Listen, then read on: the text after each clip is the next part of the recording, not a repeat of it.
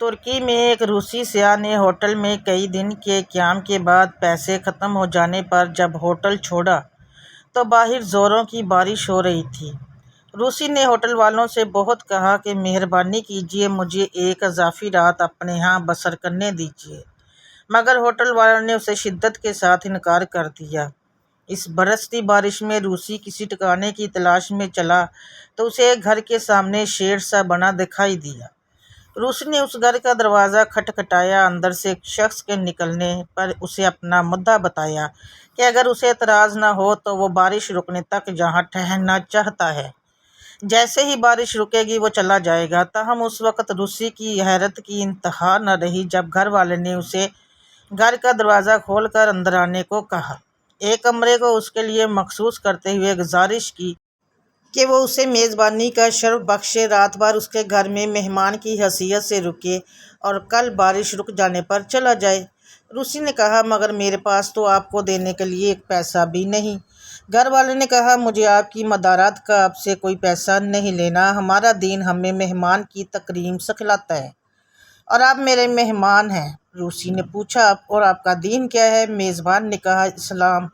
مہمان نے پوچھا، اور یہ اسلام کیا ہوتا ہے؟ میزبان نے اسلام کی تشریح اور فلسفہ بتایا تو روسی نے حسن اخلاق، میزبانی اور تکریم سے متاثر ہو کر اسلام قبول کر بیٹھا۔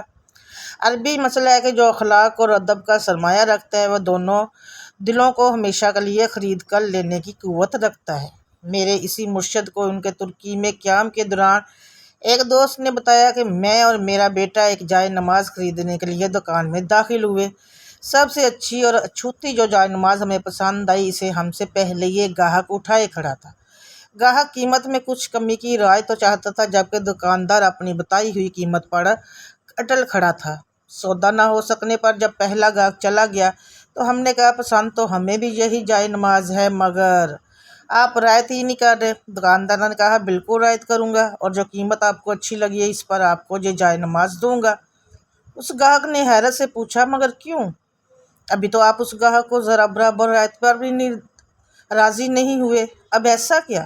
دکاندار نے کہا، جب آپ دکان میں داخل ہوئے تھے تو آپ نے مجھے سلام کیا تھا۔ سلام تو آپ کے بیٹے نے بھی مجھے کیا تھا، لیکن اس نے تو مجھے مصافحہ اور ہاتھ بھی ملائے تھے۔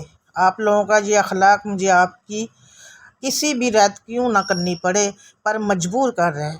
آپ کے آداب اور اخلاق کی وجہ سے آپ سے رعایت اور آپ کے ساتھ میرا حسن معاملہ آپ کا حق ہے۔ یاد رکھنے والی بات یہ ہے کہ لوگوں کے مرتبے ان کے اخلاق کی وجہ سے بلند ہوا کرتے ہیں، بلکہ لوگ تو یوں بھی کہتے ہیں کہ اخلاق بھی رزق کی طرح کوئی ملی ہوئی دولت ہوتی ہے۔ اس اخلاق میں کوئی غنی ہوتا ہے تو کوئی بے حال فقیر۔ جو اخلاق کی ملکیت رکھتا ہے لوگ اس سے راضی ہوتے ہیں، اس کا رزق بڑھ جاتا ہے۔ سرکار دو عالم صلی اللہ علیہ وسلم کا ارشاد مبارک ہے کہ مومن کے اخلاق سے زیادہ کوئی بھی وزنی چیز قیامت والے دن میزان پر نہیں ہوگی۔ ناظرین، ویڈیو پسند آئی ہے تو کمنٹ سیکشن میں ضرور بتائیے گا۔ اللہ حافظ۔